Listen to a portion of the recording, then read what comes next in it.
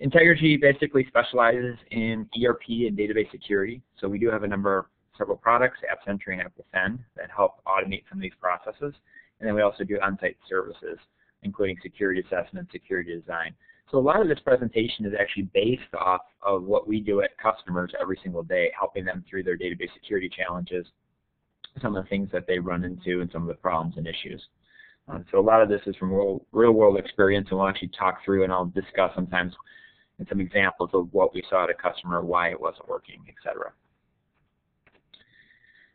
So let's talk about database security challenges. So above and beyond the obvious that you have 1,000 databases, that is daunting no matter what. But what are some of the underlying issues with database security that you have to be thinking about? The first one is, especially when you're working with Oracle, Oracle is very security rich in terms of features. But in reality, it does have a number of security issues, and it's kind of what we call security reality for it.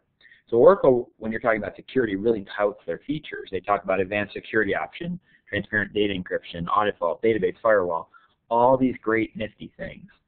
But underlying, there are some very bad security issues within the application. When you're applying your critical patch update every quarter, that's a security quality issue. There's bugs in the code that are making it through and are basically security bugs. We talk about case-sensitive passwords. Oh, by the way, Oracle added case-sensitive passwords in 2007. Yes, before that you could put them in double quotes, but that really didn't work very well. But finally in 2007, when we talk about like Microsoft SQL Server, they added true SQL auditing in 2008. There was trace events before that.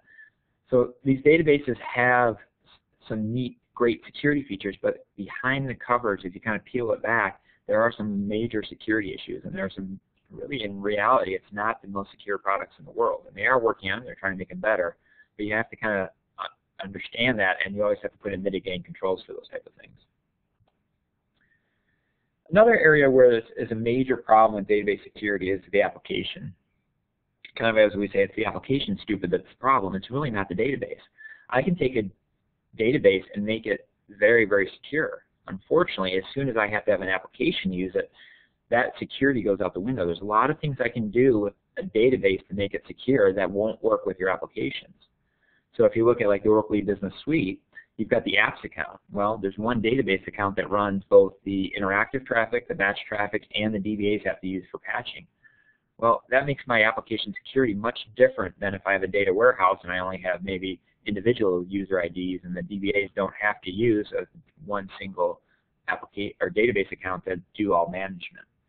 So when you're talking about database security requirements, the application and the business requirements are very much driving a lot of what you're doing. And you always have to include that when you're thinking about database security. Yeah, you can go buy a book, and a lot of the books and the checklists out there are basically dependent purely on a true, simple database. They aren't based on one that has to have a complex application running. And so you might have some simple applications that are well designed, but if you have 1,000 databases, you're going to have every single type of application, package applications, in-house developed applications. Some are good, some are bad. So you always have to include that in your database security thinking, because otherwise, if you don't, you get exceptions coming out of everywhere, and then your database security framework and program is kind of just a hodgepodge of different things. Another one is database security patches. And again, this is a code quality issue. Every single quarter when we get database security patches, it's nothing to do with a database feature. It's really somebody at Oracle screwed up, one of the developers. If you go to YouTube, youtube.com/integrity, we gave a presentation last month that talked about database security vulnerabilities, and we actually went through and showed you in Oracle's code what happened and what went wrong, why some developer actually went through and put in a bad grant to public. They didn't anticipate what an attacker might send in terms of the length of a string, SQL injection issues. Those are all code quality issues and nothing to do with all these great security features that Oracle touts so readily. And you have to apply these every single quarter. So no matter what you're doing in your database security program, you may have locked it down and you might have a perfect environment. Unfortunately, as you move forward, database security patches are coming out every single quarter and have to be applied. And they're for stupid, silly issues that Oracle has a code quality issue. So you always have to think about that when you're designing your program, that yes, these things are changing over time, and you have to have mitigating controls for them if you're not applying security patches on a regular basis. Or how do you apply security patches to 1,000 databases? and we'll talk about that. Kind of in conjunction with the security patch issue, one of the things that we see for a number of our clients when we kind of come on site for the first time is the concept of security decay. Over time, security is decaying. You might have gone live and hardened your application and database, and you might have thought it was perfect. Unfortunately, over time, what happens is you're doing a lot of different things to that database. Security patches are being released, exploits are being released. So even you may not be applying the latest security patch, and so your security environment and posture is actually going down over time. You might be doing application upgrades. You might be adding in more ad hoc query users. All those things decay the security of the database over time, and you always have to be thinking about that. You always either have to be resetting it or constantly monitoring and trying to mitigate those type of problems that are popping up over time. Another area is your database is not simple. And this is kind of one of the biggest areas that we get into when we talk about access management is, well, you've got an application accessing the database, right? That's how most people think about it and look at it.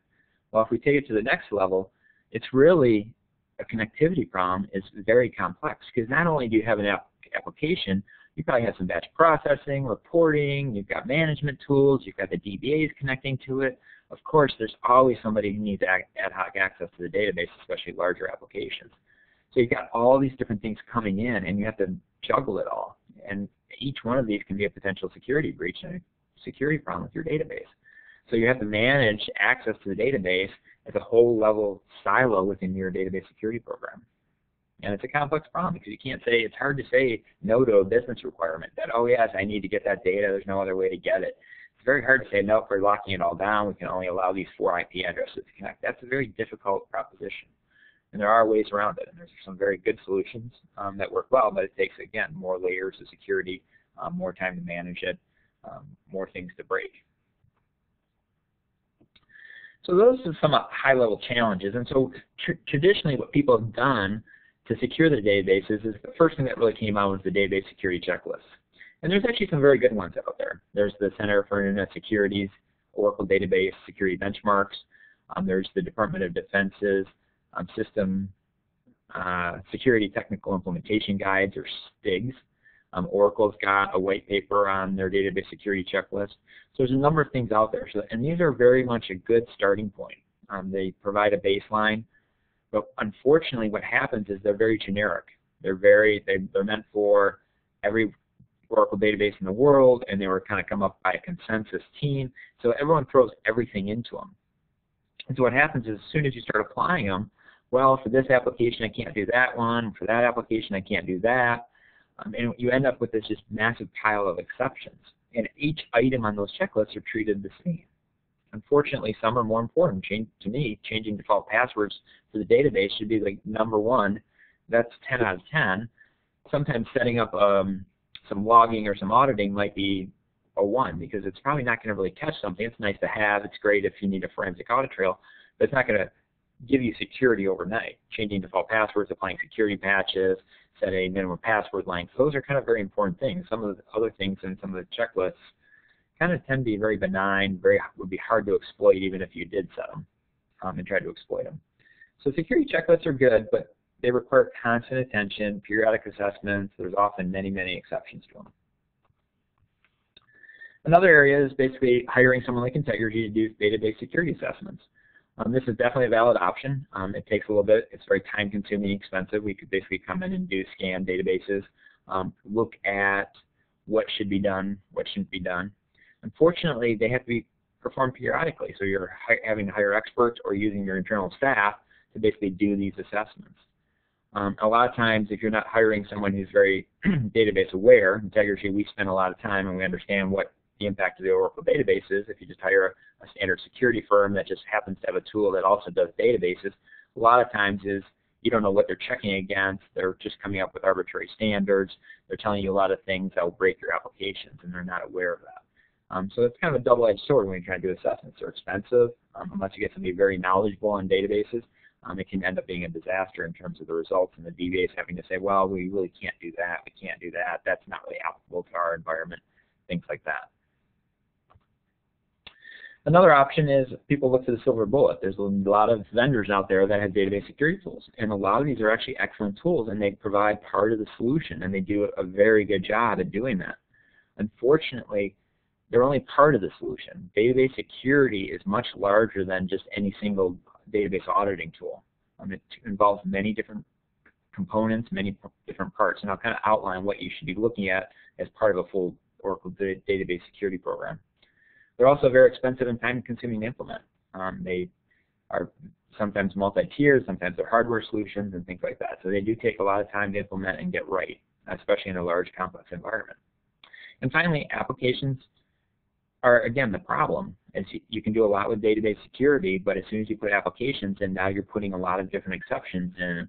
And especially for these type of tools, they're very generic. They like to work across all databases the same way, but as soon as you say, well, my Oracle Business Suite environment works one way, my e-commerce application works another way, you have to put all those rules into these tools, and that does cause a lot of problems when you go to implementation.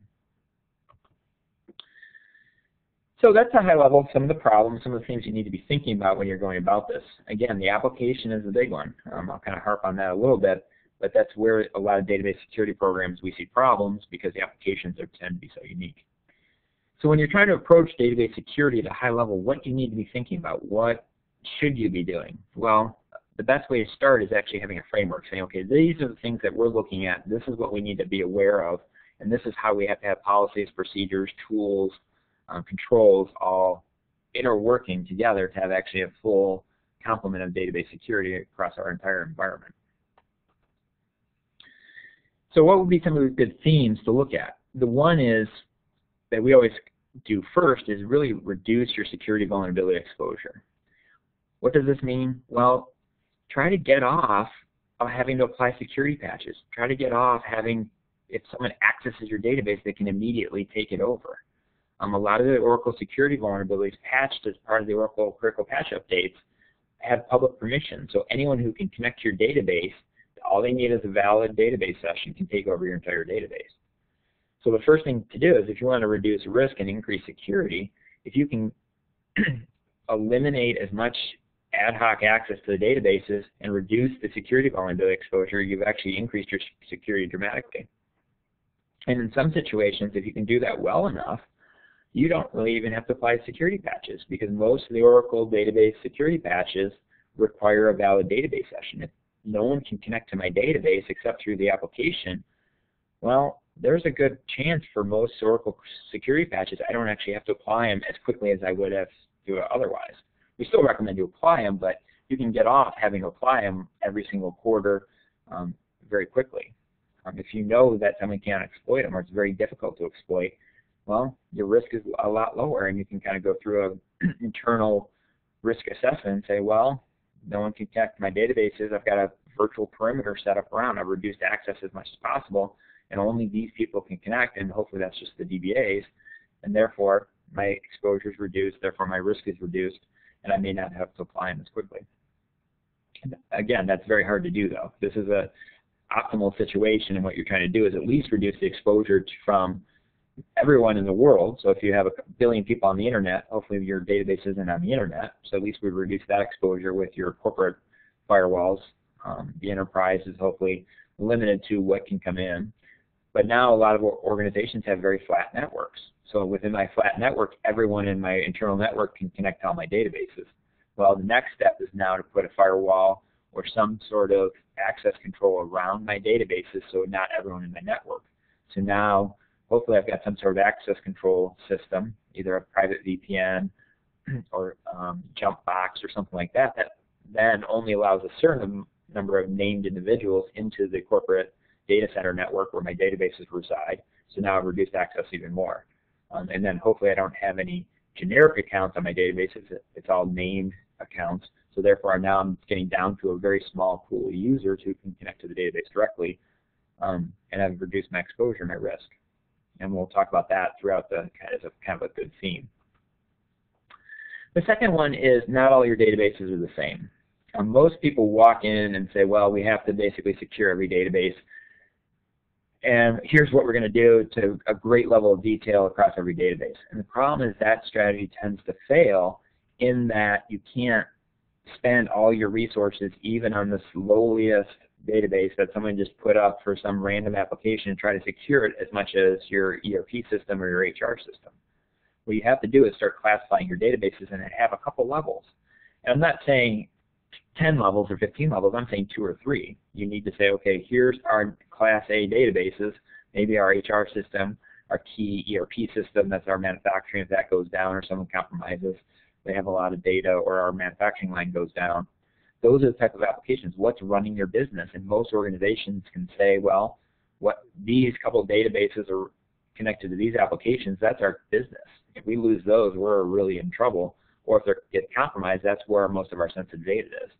And so you should really be concentrating in on those and have a couple levels, maybe PII classifications, and these are our most sensitive databases, high business risk databases, and then all others. And so then you're trying to at least classify into, this is what we're going to do all our auditing and monitoring on these top tier databases that may be as part of our compliance initiatives. There's a lot of different ways. Each organization can slice them and dice them separately. But do a couple different levels of classification based on risk. And then you can actually spend a lot of your time and energy patching, securing, auditing, and monitoring the most important databases, and still do something for the other ones, but have minimum baselines and not spend all your workarounds and your exceptions on the ones that really don't matter.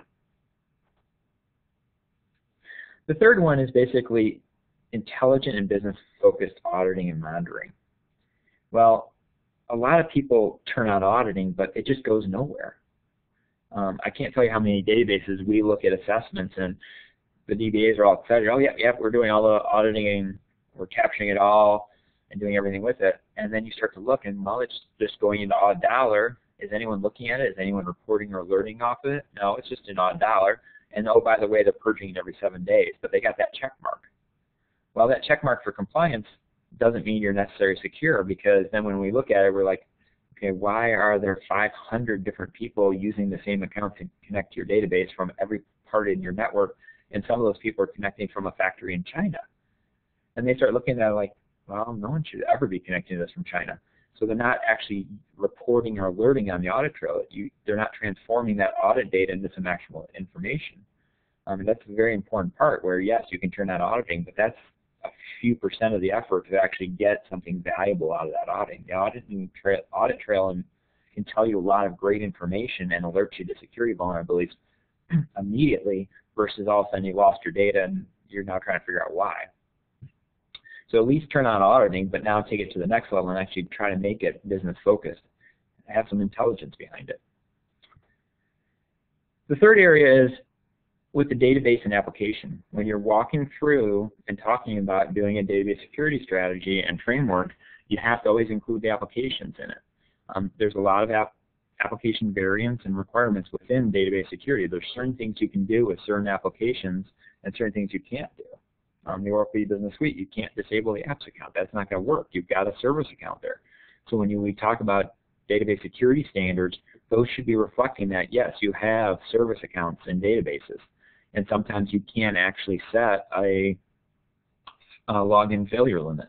So if you have a service account that runs the web application and basically you set a login failure limit, all someone has to do is shut down your application, log into that account 10 times with an invalid password, and basically locks out the application, therefore the application shuts down.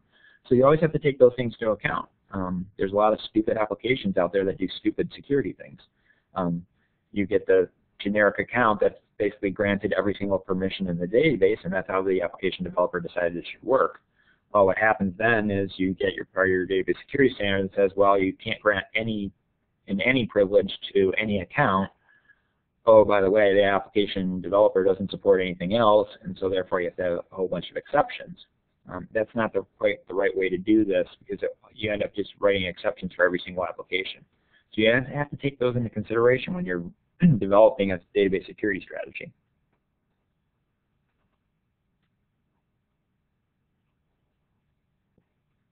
And the main reason you do want a framework is for consistency.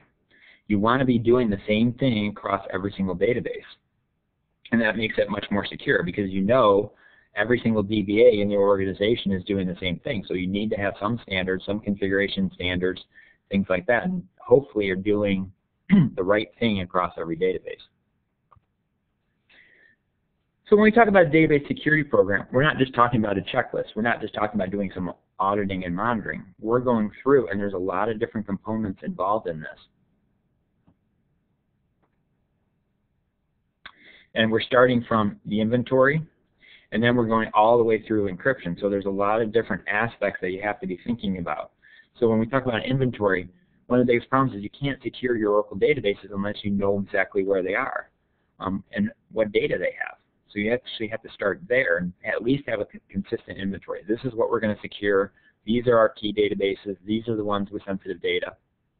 So that does take a little bit of work. Some organizations do very well at that. Others don't do a very good job. The ones that tend not to do a good job is we were at a large financial institution, and they had bought about 15 others over the last couple of years. And so there was a lot of expansion and mergers and acquisitions involved, and they had no idea where any of their databases were. We asked for an account of Oracle databases, and they said, well, at our corporate HQ data center, we have about 250, but we think we have 1,000. And I said, any idea where they are? And they had absolutely no idea. And you can't secure something if you don't know where it is. Other organizations have not gone through a lot of acquisitions. They're tightly controlled. They have a few data centers, and they do a much better job of that. But one of the first things you have to do is at least have some sort of scope and understand what databases you're trying to secure. The next step is having some configuration standards. And I'll go through these in a little bit more detail. But when you start talking about database security standards, you start with the base install. So hopefully when you're installing databases, every DBA is at least doing it similarly. What happens in a lot of organizations is, well, the DBAs grew up, there's some silos with the DBAs, they may have been on application teams, and they were just installing every application as it was. Every database was just a fresh install, and they did what they used to do on multiple jobs. And so now you've got basically every database running a different way. No one's kind of understanding. And when DBAs go into work on a new application, they have no idea what it should look like, why things are doing it, how archive logs are being backed up, things like that, if there's any auditing enabled. So the first part is to start with at least some configuration standards. And this should also include some security standards. So there should be some baseline configuration standards for every database, but there should also be on top of that some security standards that are being put in place at the same time. The third area is access management. Access is one of your biggest issues because now you're talking about having ad hoc users, how are you handling DBAs? And the best way to do it is start off with a strategy or an access management policy. How should we be setting this up? Do you have a corporate standard that says when we actually have a database and we need an ad hoc user, do you create a generic account or do you create a named account?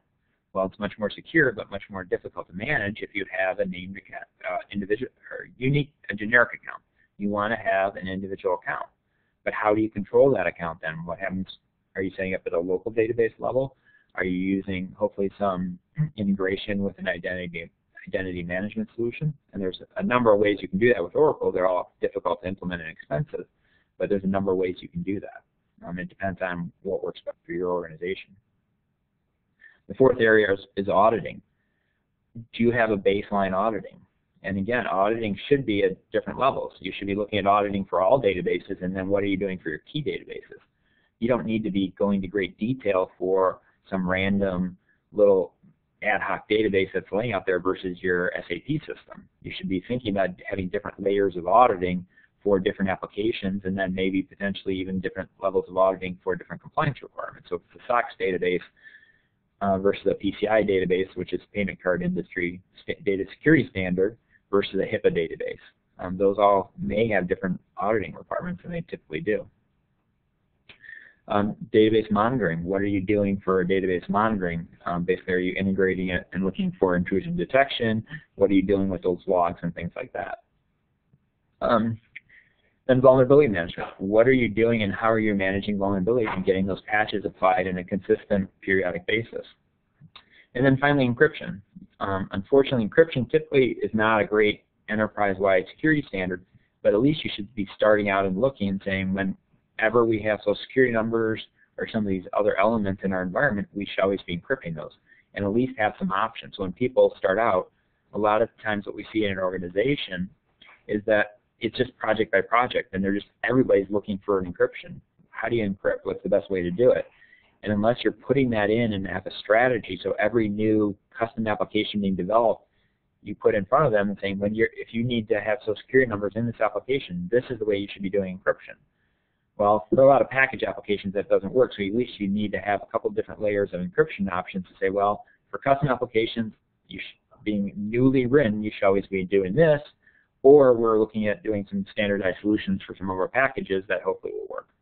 So just having at least a strategy and have somewhere where people can go and say, yes, if I need to do encryption, this is the best way to do it. So that's kind of the high level of the database security program components. And I'll go into a couple of details with a few of these areas. But again, these are, you could spend a day or a couple day webinar on every single topic here.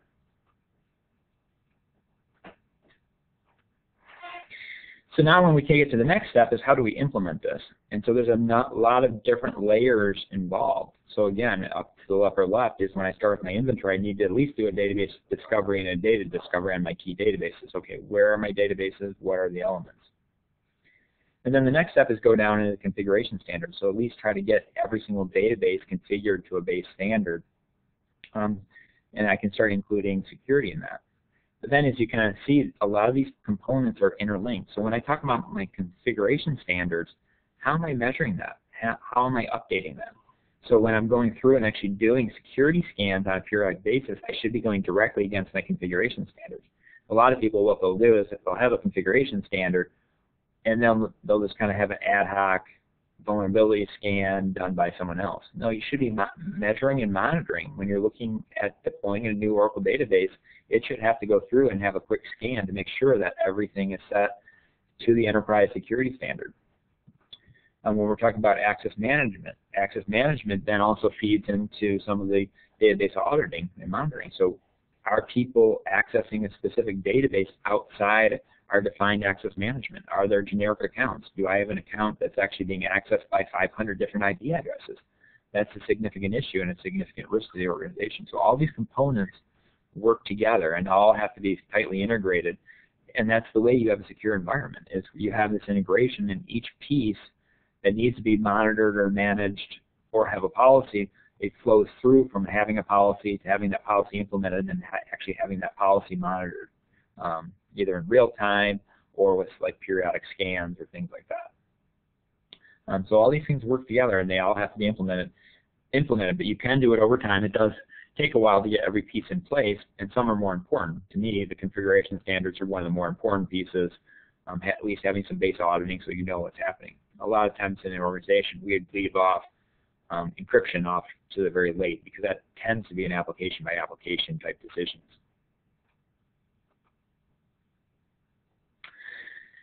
So one of the areas that we've actually seen a lot of different problems, so we've gone through and worked with a number of our clients and actually talked to them and built out either all or portions of this database security program. And one of the things that we often see is things get muddled very quickly, that they'll have either the Oracle team's doing one thing, the SQL Server team's doing another thing, or there'll be a very generic database security program being implemented by IT security with very little interaction with the database teams.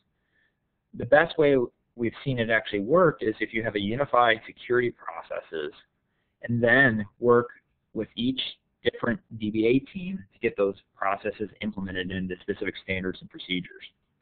So when we're talking about what we should be doing with ad hoc access, what should you be doing with security patches, what should you be doing with auditing, configuration standards, those should be kind of being managed at a high level, at a central level, and then with each DBA team, working with each DBA team, because each vendor is different. Unfortunately, policies and procedures really get down to the vendor-specific level. The way you do it in Oracle is very different than the way you do it in SQL Server. But there should be some understanding at an enterprise level saying, yes, we're going to have a security standard, this is the way it's going to be implemented, or we're going to have auditing, and here's the things at least we want to see for every database audited, like who's connecting to the database. Very basic information, and then have that implemented at each layer. So we've seen different levels of success, but this seems to be the best way to do it, is have at least those consistent processes, especially now that you're reporting and managing on it. We've seen some problems in the past where, well, the SQL Server team was reporting to the auditors one way, and the Oracle team was reporting to the auditors in a completely different way. And the auditors eventually basically threw up their hands and said, no, this is a fail in terms of compliance, because we're not sure that either team is doing it right, and the information they're giving us is so radically different, and the way they're measuring success is radically different. We're not comfortable with either approach. And so in order to get a compliance check mark, having some unified processes that you know each team is doing it the same way on the same schedule works very well with the auditors also. So that's kind of at a high level. We've talked about the challenges and the framework. Now let's kind of talk about some of the specific areas, and we'll go into depth in two of them. The first, security standards, and the second, auditing and monitoring. Again, I could go through each of those when we talked about the framework at a high level. Each of those could be a couple days webinar. But we'll kind of touch base on a couple areas very quickly and kind of give you some real-life client examples that work and don't work. So let's talk about database security standards. The one thing we've noticed with database security standards is organizations tend just to put down a bunch of things on paper, and they say, oh, okay, if you had to secure an Oracle database, what would be the best? And they go through some of the standards out there, like the Center for Internet Security or the Defense Department Database Security Standards. You kind of pick out some items and throw them on paper and say, okay, that's going to be it. Unfortunately, what happens is no one sits down and says, okay, for our organization and our applications, what should we be doing, and what's important and what's not important? Where are our risks? Do we have a very wide open flat network? We worked with one organization that basically they had about 500,000 people on their internal network. And basically they assumed their internal network was not secure. So they were going to do something differently than when we work with some smaller organizations that have a fairly tightly controlled network. One retailer we worked with had network access control, so you could not plug into any network node without being authenticated. So it was actually a fairly secure network. They had secured all their partners, and everything was, and they were fairly confident on their internal network that no one could basically get in without being authenticated. Where another client, they basically knew their internal network was similar to the internet. There was just about everybody and everything on it. So your database security standards should be very different in those types of situations. And then your specific compliance requirements will probably drive your security standards. So if you have to be SOX compliant, PCI compliant, HIPAA compliant, those will have different drivers when you're kind of actually developing them in detail. So what we've seen successfully implemented is kind of doing a multi-tiered security standard. So we've worked with one customer that basically had one large document that was developed by someone at corporate in the IT security area, and it basically went through their three different database platforms and basically just listed out a bunch of things.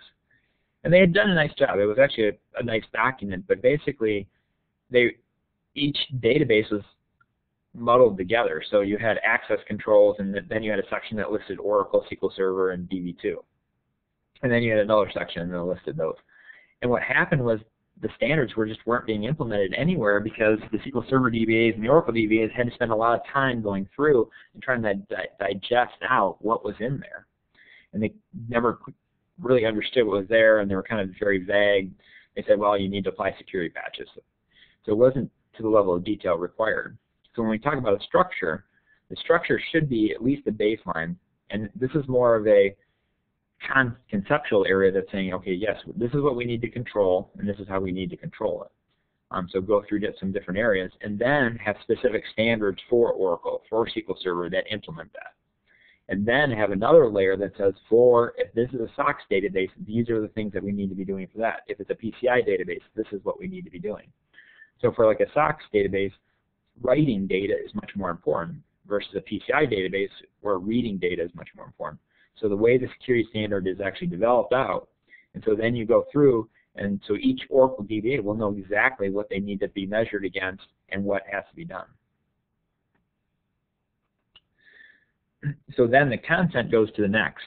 And one of the problems is there's typically very vague security standards, and two is there's nothing that you can say, okay, this is what I'm actually doing and why I should do it. So there's really 5 components that each item on the security standard should include. First is what needs to be secured to a level of detail, saying, okay, we need to have all default passwords changed, and why those default passwords have to be changed. It's kind of a little text, and these aren't major paragraphs. It's not like an essay on each one. It's just maybe 1 or 2 sentences. And then the key is, how should it be done? What are the exact steps? What is the recommended within this environment? Sometimes this is as simple as you need to go through and look at what the default passwords are and actually do an alter user statement. Sometimes they may be a little bit more complex, and we actually have a tool to do that, or scripts exist. We like to actually see that down to a SQL script level if possible. A good example of this is the Department of Defense STIG security checklist. These kind of give you a good example of what maybe you should be including in yours. Then the next piece is verification, and we like to actually see a single SQL script here. What can the DBA do to know that they've succeeded or not succeeded? So if you've got default passwords, it's not the best way to do it, but it does a pretty good job if you've got a large number of databases, you don't have a lot of other tools.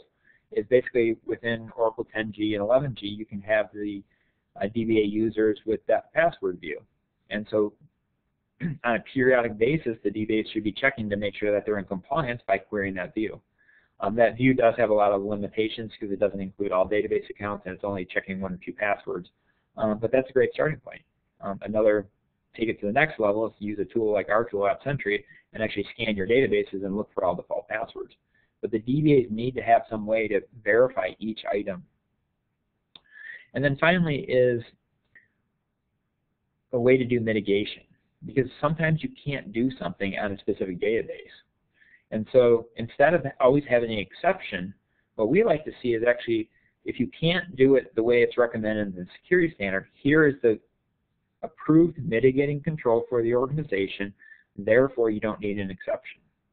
And if those are written correctly, those are actually very effective, because what happens is, well, there's this account that has a default password, the vendor doesn't let us change the default password, and therefore anyone can connect to it and basically have some sort of access to the database. And if you haven't applied your security patches, which have public permissions, anyone can take over your database. So what we often see in many organizations is you get that type of scenario, and they get an exception. Well, that exception doesn't do anything because you're insecure. That's a problem. Well, if you do put a mitigating control on it, and as an example of that exact scenario is we saw an application was just like that you weren't allowed to change their default password. We then required, as part of the security standard, is they would have to have a mitigating control of having a logon trigger that would enforce IP addresses. So if someone connected that database account besides a couple IP addresses, which was the application servers, they wouldn't be allowed to connect. And that was a very effective mitigating control and improved security of that. You still had a security risk that if someone got onto one of the application servers, but those were controlled through other ways. So mitigating controls can be very powerful to help you solve some of these problems, and therefore they also didn't need an exception. The way we developed their database security standards, there was mitigating controls, and very seldom, they went through hundreds of exceptions, and by the end of the day, when we redid everything, there was mitigating controls for almost everything, and they went down from, I think, 150 exceptions down to, I think, 20 or 25 for things they really couldn't do. But that becomes much more effective. The DBAs aren't managing and chasing exceptions all the time. They know what they have to put in place, and the environment was a lot more secure at the end of the day. Another area is trying to base your security standards on facts. So what are some of the issues? At Integrity, we spend a lot of time gathering statistics from our assessments to understand where are security issues. In the upper right here is an example of database default passwords that we found in a lot of databases we assess. As you can see, system is changed by the DBAs almost always. But DBMS and P outline some of these other accounts are not changed very often. So in 50% of the databases, we find these with default passwords. Again, this is somewhere where you need to be looking at your database security standard to make sure that you're addressing what the security risks are in your environment. What problems have you had in the past when you do database security assessments? What's being found over and over and over, and try to address those directly to make sure you have a secure environment. And hopefully your database security standard isn't just exceptions everywhere. We go in and see some of our organizations that are opening exceptions for every single database, and there'll be 2 or 3 exceptions for every single database. That's a failure, because that means you have 2 or 3 security issues in every single database that's not being properly addressed. If you're designing your database security standards correctly, you should be trying to avoid that as much as possible, not having to handle all those exceptions. Hopefully you should be anticipating those common exceptions and trying to mitigate those through other controls, so they don't have to be exceptions or variances, and they don't have to be open security issues that aren't resolved. So that's a little bit about database security standards. So now let's talk about auditing and monitoring really quickly. I could spend a couple of days talking about auditing and monitoring. The problem most often we see at the clients that we do security assessments is, well, it's a compliance checkbox. No one really cares about auditing. They were just told by an auditor they had to have auditing, so they turn it on and put it in $1, purge it every 7 days or something like that. It's providing zero value to the organization, and there's a lot of great security information in the audit trails. It's valuable information that shouldn't be lost by just turning it on and then purging it or just sending it off to nowhere. The problem is enabling auditing is the simplest. Anybody can enable auditing.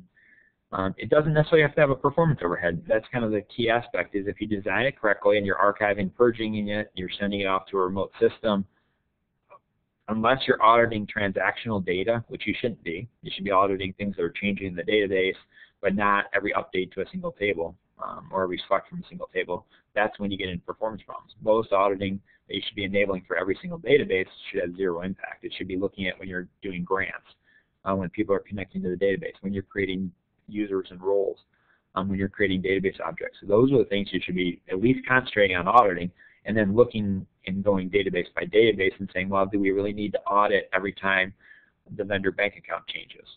There's other ways to do that. You can do that at an application level a lot of times. But the key is to enable an audit, have a designed audit trail, enable it, but that should also include all the monitoring, alerting, reporting, and reviewing of that audit trail, because that's the hard thing. That's when you design and implement an auditing solution, 80% of your effort is actually trying to figure out how you're going to monitor it, what you're going to learn on, how do you get some value out of this tool. So the idea is to transform your audit trail into something actionable. Take that audit trail and make it intelligent and business focused, that you're getting some value out of it, that you're now taking your database security framework and actually, this is one of the points where you're actually auditing. Are you seeing database accounts used from 500 different IP addresses? Are you seeing multiple failed logins to all your individual accounts? Are people actually resetting passwords on a periodic basis?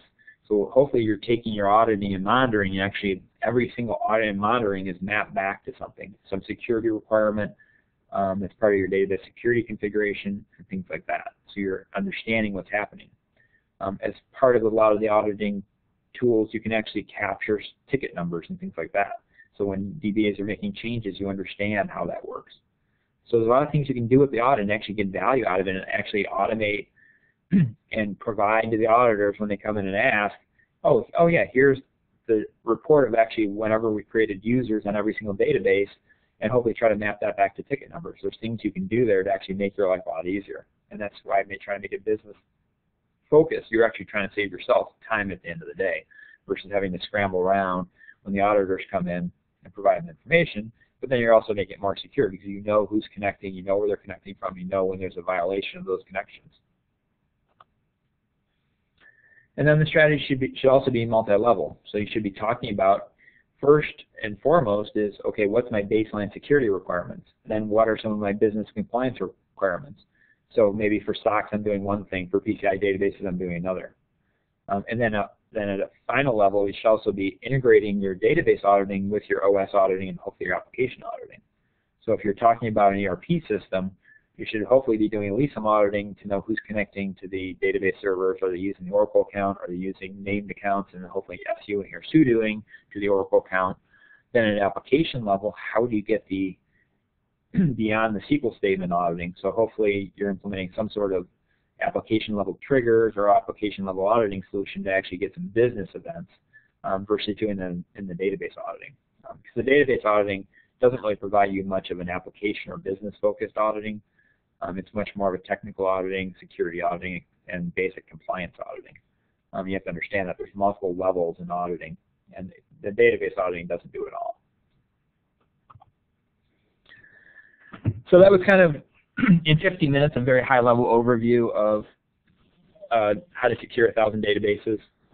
Again, I can't delve into every topic whenever I give this presentation and some of the further detailed presentations. Everyone wants more information. Well, it's not detailed enough. Well, it could be easily a 300-page book, a 2-week webinar going through each of these areas. What we'll try to do is have more additional webinars to give more details in each of these topics.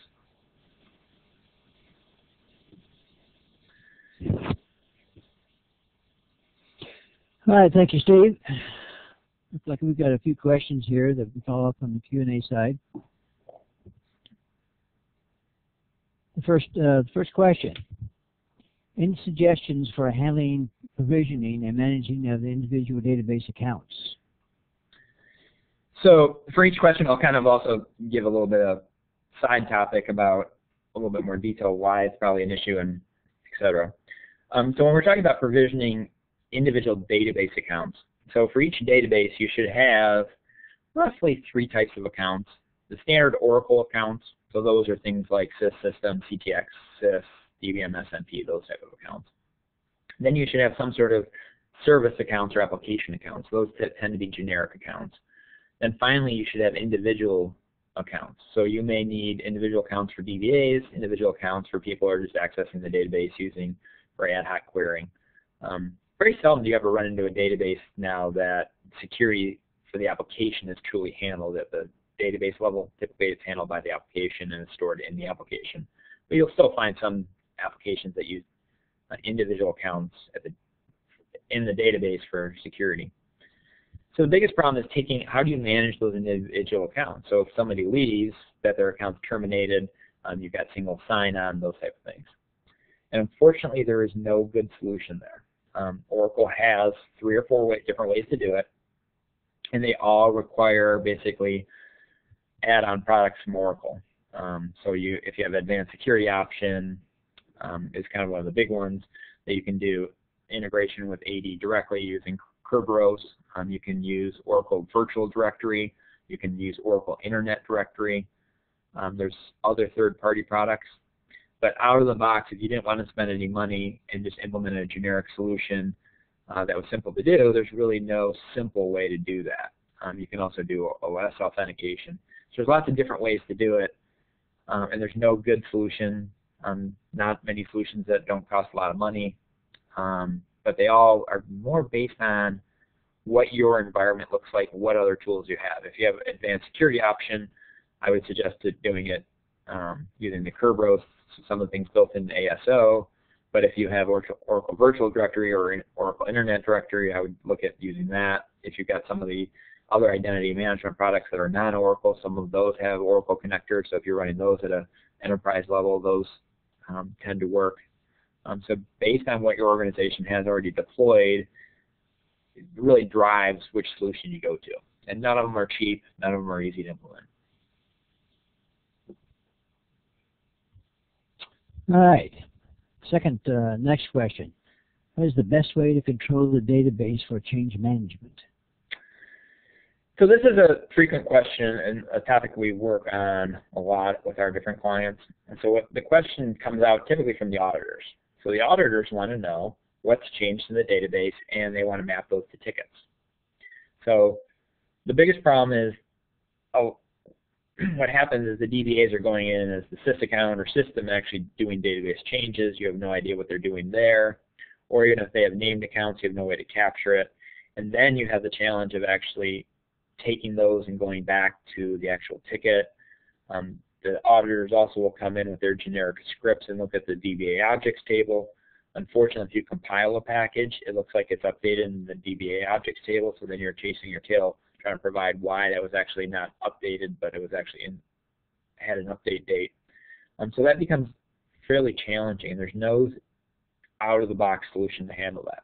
You can buy some of the external auditing solutions on tools like Imperva, Guardium, Oracle's Audit Vault, will actually capture some of that change ticket information for you. And so the way they do it is basically if you execute a SQL statement before you do a change, those tools will actually then capture the SQL you execute after that and put the ticket number on it.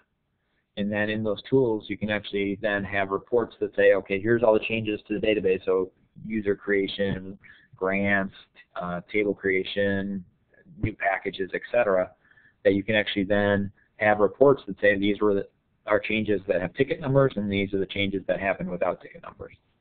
It does get a little bit complicated with some applications that will actually automatically create tables by themselves and things like that, like the Oracle E-Business Suite does that quite often. Every time you run a posting, it creates a table. But you can filter some of that out fairly easily. All right, next question. How do you apply security patches to 1,000 databases? Again, there's no simple answer to this. The Oracle security patches are somewhat complex, do require a significant amount of testing in some cases for the Oracle database, depending on if you're applying CPUs or PSUs. In our experience, we haven't found a very good situation or a client that's done really well, like applying them through Oracle Enterprise Manager. Through Oracle Enterprise Manager with one of the add-on packs, you can actually apply patches. That seems to work okay for some people. Other people have never been able to get it to work. So there is no good answer there. There are some ways you can actually script the security patches a little bit and have slight automation. But in terms of having one spot to actually push the patches out, have them all applied to all databases automatically, there really isn't a very good solution. Most clients we work with still are basically going database by database and having the DBAs apply them as a manual patch. Unfortunately, there's not a great solution with that yet. There's some things you can do, but you're never going to get to the point for a while to go into Enterprise Manager, I think, and just push a button and apply it to every single database in every single environment. That's just not there yet.